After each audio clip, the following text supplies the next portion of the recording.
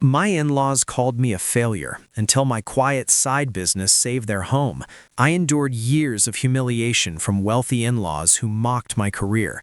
When financial disaster hit them, my hidden business success became their lifeline. The power reversal forces boundaries, self-respect, and quiet victory. The first time my father-in-law called me a failure to my face, I was holding a chipped mug of coffee that suddenly tasted like metal. We were standing in their marble kitchen, sunlight sliding across the polished countertops like it belonged there more than I ever did. Richard didn't even raise his voice. He said it the way someone comments on the weather, flat, observational, almost bored. Well, he shrugged, stirring his espresso, some people just aren't built to succeed. My wife, Elena, squeezed my arm under the table so lightly it almost felt like an apology she couldn't say out loud. I stared into my mug, watching the steam curl upward, and told myself it didn't matter. I told myself words were just words, but something small and tender folded inward in my chest. That wasn't the first comment, it was just the first one that landed. Before all of that, my life was simple in a quiet, ordinary way. Elena and I lived in a modest two-bedroom townhouse on the edge of the city, the kind of place where you could hear your neighbor's dog bark and smell garlic from someone else's dinner drifting through the hallway. Our couch sagged in the middle, the kitchen light flickered unless you twisted the switch just right. On Sunday mornings, we made pancakes and argued playfully about whether they needed blueberries or not. I worked a steady but unglamorous job doing logistics for a regional supply company. It paid the bills, it wasn't impressive. I liked the rhythm of it. Spreadsheets, shipments, predictable deadlines. I liked coming home at the same time every night, loosening my tie and cooking dinner with Elena while some old jazz record hummed in the background. Her parents were the opposite of modest. They lived in a gated neighborhood with fountains that never seemed to shut off, in a driveway longer than our entire block. Richard had built a real estate empire in his 40s. Her mother, Marlene, chaired charity boards and collected wine like trophies. Their dinner parties felt like museum exhibits. White plates, expensive candles, voices kept carefully low. From the beginning, I could tell I didn't fit. It wasn't just the clothes or the car I drove. It was the way Richard asked what I did for a living, eyebrows lifting just slightly when I answered. It was the way Marlene introduced me to friends as Elena's husband. He works in operations. The pause always felt heavier than the words. At first, I laughed it off. Elena assured me they were just blunt, just old school, just protective. I believed her because I wanted to. Love has a way of sanding down the edges of discomfort until you barely feel them, until one day you do. Every family dinner came with small cuts disguised as jokes. "Still at the same job?" Richard would say, swirling his wine. "Loyalty is admirable in dogs." Marlene once glanced at our anniversary gift to them, a framed photo of the whole family, and murmured, "Oh, how sentimental." I learned to smile through it. I learned to chew slowly. I learned to keep my shoulders relaxed even when my jaw tightened. What they didn't know, what almost no one knew, was that after dinner dishes were washed and Elena fell asleep beside me, I stayed up in the soft blue glow of my laptop. I worked quietly on a small side business I'd started years earlier, an online logistics consulting service for small retailers who couldn't afford big firms. It grew slowly, carefully, like a plant you water in secret. A few clients became a few dozen. A few dozen became steady monthly contracts. I never talked about it, not because I was hiding something dark, but because it felt fragile, personal, like telling someone about a dream before it had learned how to stand.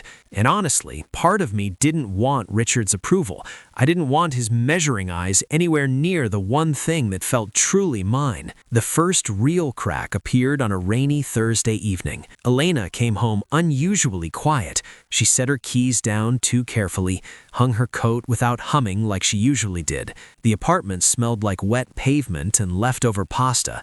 I asked how her parents were doing. She'd gone to visit them that afternoon. She hesitated just a second too long. "They're stressed," she said finally, opening the fridge and staring inside without taking anything out. "About what?" She shrugged. "Just investments, market stuff." Her voice was casual, but her shoulders were tight.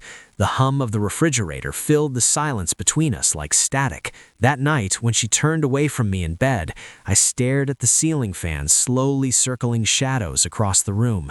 Something felt off. Not dramatic, not alarming, just a small shift in the air, like the pressure change before a storm. I told myself not to read into it. I was wrong. The next few weeks moved forward the way life usually does. On the surface, steady and predictable, but underneath, something subtle kept drifting out of alignment. Elena started checking her phone more often. Not in a suspicious way, exactly. More like someone waiting for a result they didn't want to see. Sometimes her smile would flicker off halfway through a conversation, like a light bulb struggling before dimming again. I'd catch her staring out the window in the mornings, coffee cooling untouched in her hands. One evening, as we folded laundry on the couch, I casually asked, "Have you talked to your parents lately?" She folded a towel too neatly, smoothed the edges twice. "Yeah," she said, "they're figuring some things out." I watched her fingers press into the fabric. The room smelled faintly of detergent and warm cotton. The TV murmured in the background, some cooking show neither of us was watching. "Figuring what out?" I asked gently. She met my eyes, then looked away. "It's complicated." That was new. Elena usually talked through everything. Her work stress, her family drama, even what a stranger said to her in the grocery line. "It's complicated" felt like a door quietly closing. I didn't push. Maybe that was my mistake. Or maybe I was protecting the fragile peace we'd built between us and her parents, the thin layer of politeness that kept their judgments from spilling into our marriage too much. The first real sign came during a Sunday lunch at their house. Marlene served lemon chicken on china plates that looked like they belonged in a glass cabinet.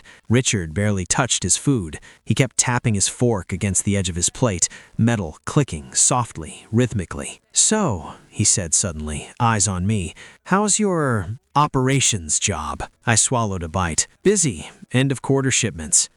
He leaned back, folding his arms. "And that's enough for you?" The room went quiet, except for the distant trickle of their indoor fountain. Alana shot him a warning glance. "Dad, I'm just asking." A man should aim higher than comfort. Something in his tone felt sharper than usual, less teasing, more edged. "I like what I do," I said evenly. Marlene sighed delicately. "Liking isn't the same as thriving." I felt the familiar heat behind my ears. But before I could respond, Richard added, almost casually, "Especially when emergencies come up. Savings matter. Stability matters." Elena's fork paused midair. "What emergencies?" she asked. Richard waved a hand. "Just hypotheticals," but his jaw tightened. The conversation drifted after that, but the unease lingered like a bad aftertaste. On the drive home, rain streaked the windshield in thin silver lines. Elena stared straight ahead, her hands folded in her lap. "Your dad seemed tense," I said. She exhaled slowly. "They've got some properties that aren't doing well, a few bad loans. It'll probably work itself out." Probably. That word clung to me. A few nights later, I overheard Elena on the phone in the bedroom.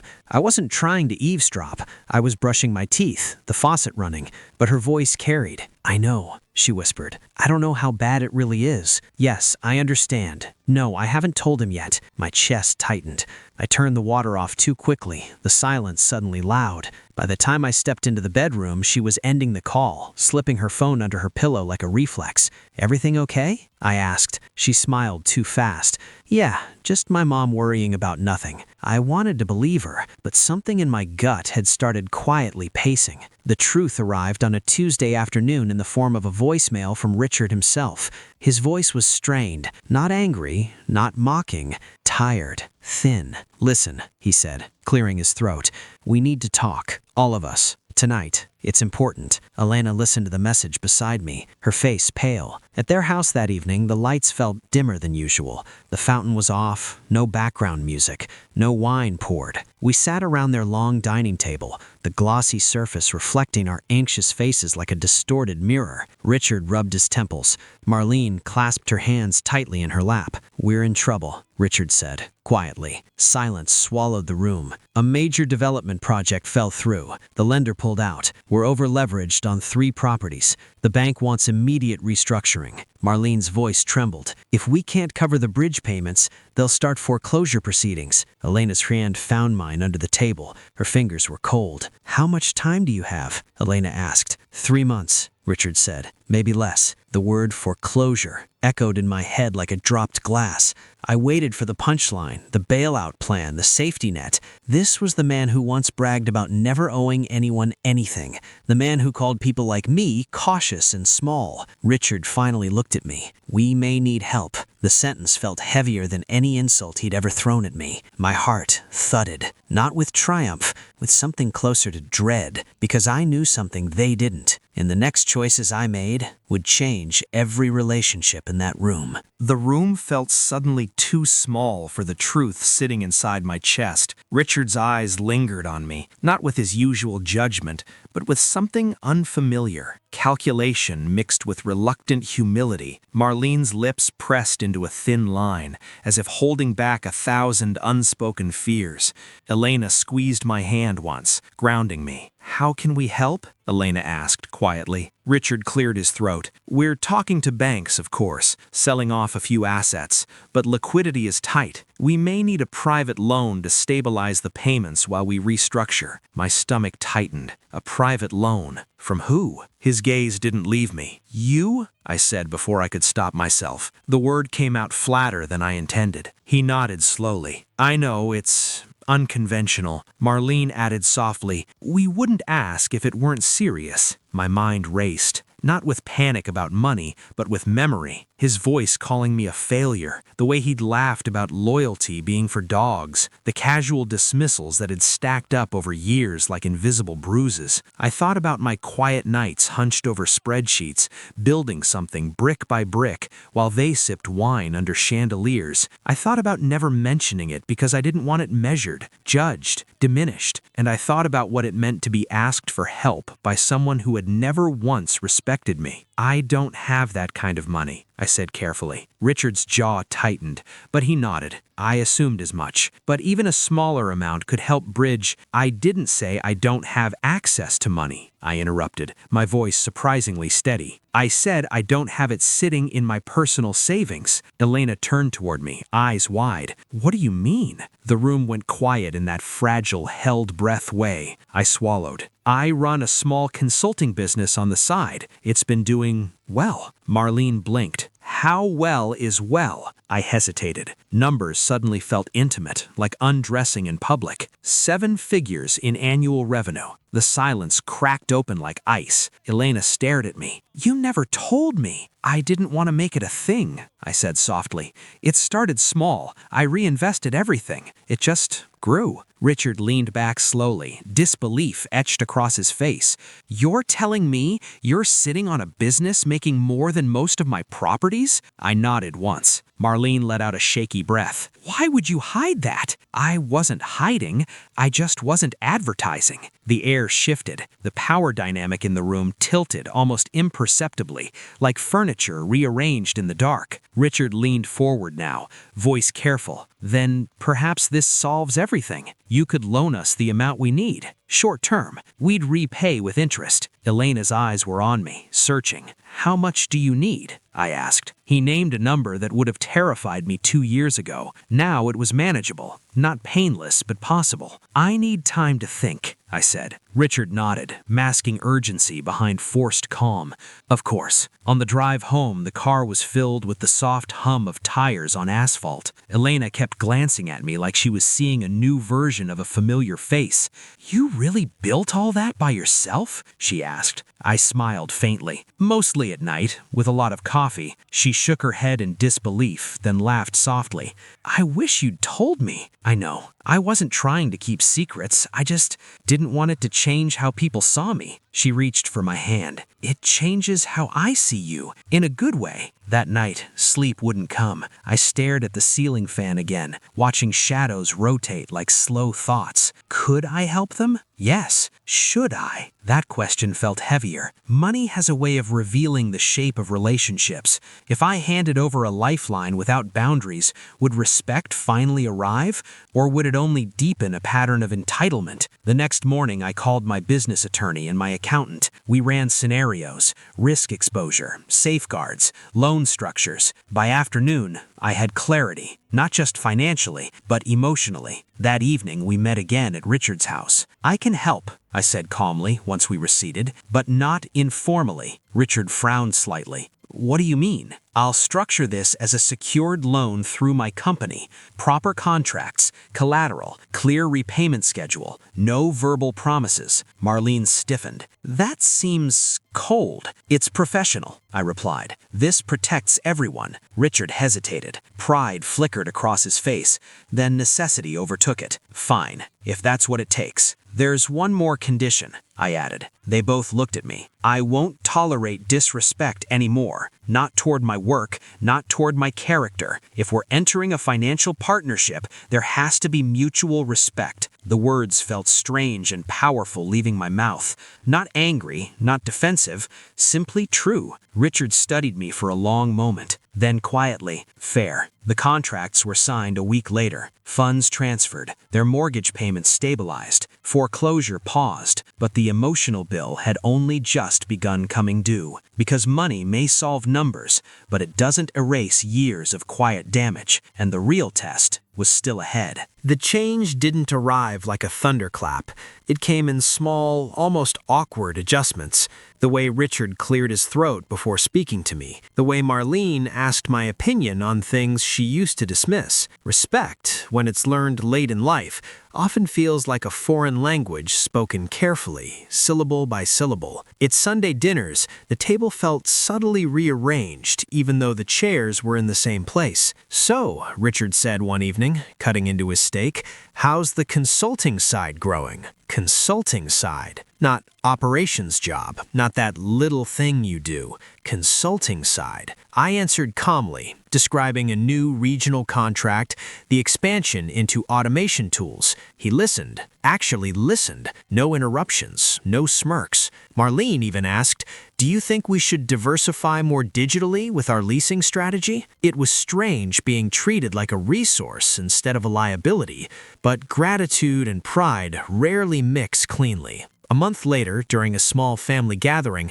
Richard's brother, Alan, made an offhand joke about bailing out rich people who can't manage their own money. His tone was light, but his eyes flicked toward me. Richard's jaw tightened. For a split second, the old version of him looked ready to laugh along. Instead, he said firmly, "He didn't bail us out. We partnered responsibly. Show some respect." The room went quiet. Alan muttered an apology and changed the subject. I felt something loosen in my chest. Not triumph, but relief. Still, boundaries were tested. Marlene began offering unsolicited suggestions about how I should reinvest my profits. Richard once casually mentioned how family loans could maybe be flexible on interest timing. I gently but consistently reinforced the agreements. Not defensively, not aggressively, just calmly. The contract outlines the terms. Let's stick to what we agreed. Each time there was a pause, then acceptance. 3 months passed, then 6. Properties were sold strategically, debt reduced, cash flow stabilized. The crisis slowly deflated like a storm cloud losing its rain. One evening, Elena and I sat on our small balcony, the city humming below us. The air smelled faintly of summer asphalt and grilled food drifting from somewhere nearby. She leaned her head on my shoulder. "I'm proud of you," she said quietly. "Me too," I admitted. Not for the money, but for the way I hadn't shrunk myself this time. The real public consequence arrived unexpectedly at Richard's annual charity gala. It was held in a restored historic ballroom, gold trim, crystal chandeliers, live string quartet tuning their instruments. Elena and I stood near a tall cocktail table, sipping sparkling water. A small group gathered around Richard, donors, board members, local business leaders. I stayed slightly behind Elena, content to observe. Someone asked Richard about the recent restructuring rumors swirling quietly in their circles. He straightened his jacket. We went through a difficult quarter, but we adapted. Then, after a brief pause, he gestured toward me. My son-in-law's company provided the strategic financing and advisory support that helped us stabilize. The words landed gently but powerfully. Heads turned toward me, curious smiles, nods of interest. I felt heat rise in my face. Not embarrassment, but something like quiet validation. One man extended his hand. Impressive. I'd love to hear more about what you do. For the first time, Richard didn't dominate the conversation. He let me speak. He didn't interrupt. He didn't minimize. Later that evening, as the quartet played a soft waltz and guests drifted toward the dance floor, Richard approached me alone. "I owe you an apology," he said quietly, his voice steady but sincere. "I misjudged you. I was wrong." The admission felt heavier than any praise. I nodded. "Thank you." He added, "I let my own definition of success blind me. You built something real." We stood there for a moment, two men recalibrating a long-standing imbalance. It didn't erase the past, but it rewrote the future. When the final loan payment cleared months later, Richard sent me a short message. "Debt settled. Thank you for believing when we couldn't." Simple, honest. Life settled into a new rhythm after that. Not perfect, not dramatic, just healthier. Family dinners became easier, conversations lighter, boundaries respected. I still worked my day job, by choice now, not necessity. I still built my business quietly, but no longer invisibly. The humiliation that once followed me like a shadow slowly faded into something less sharp, a memory instead of a wound. And yet, the story didn't end in triumph. It ended in perspective, because power doesn't always announce itself loudly. Sometimes it grows quietly in the background, patient, steady, waiting for the right moment to stand. And sometimes the greatest victory isn't proving others wrong, it's finally believing in your own worth. The strange thing about healing is that it rarely feels like a finish line. There was no dramatic celebration when the last payment cleared. No speeches, no champagne, just a quiet email confirmation on a Tuesday morning while I sipped coffee at my desk. The office printer hummed. Someone laughed down the hall. Life continued in its ordinary, unremarkable way, and somehow that felt exactly right. That evening, Elena and I cooked dinner together the way we always had. Garlic hit warm olive oil and filled the kitchen with that comforting, familiar scent.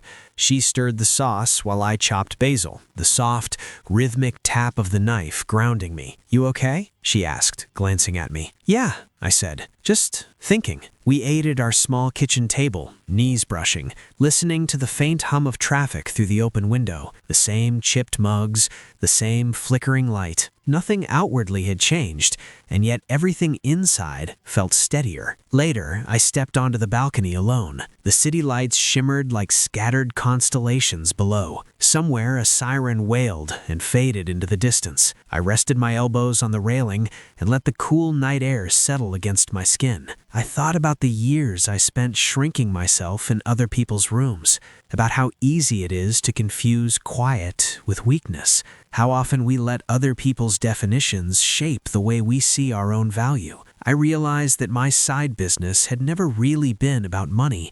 It was about building something that belonged to me, proof that consistency and patience still mattered in a world obsessed with spectacle. Richard and Marlene didn't become different people overnight. Richard was still opinionated. Marlene still loved her curated perfection, but the edge was gone. The casual dismissals had softened into something closer to mutual regard. We laughed more now. We listened better. One Sunday afternoon, Richard asked if I'd help him review a new development proposal, not because he needed rescuing, but because he respected my perspective. We sat at their long dining table, papers spread out, sunlight streaming through the windows. He offered me coffee instead of wine. Small things, but meaningful. Afterward, he clapped me lightly on the shoulder. "You've got good instincts." It was such a simple sentence, and yet it healed something old. Elena and I also changed. We talked more openly about money, about ambition, about fears we'd both quietly carried. Trust deepened not because of the business success, but because we learned to be fully seen by each other. One evening, curled together on the couch, she said softly, "I'm glad you didn't let them define you." I smiled.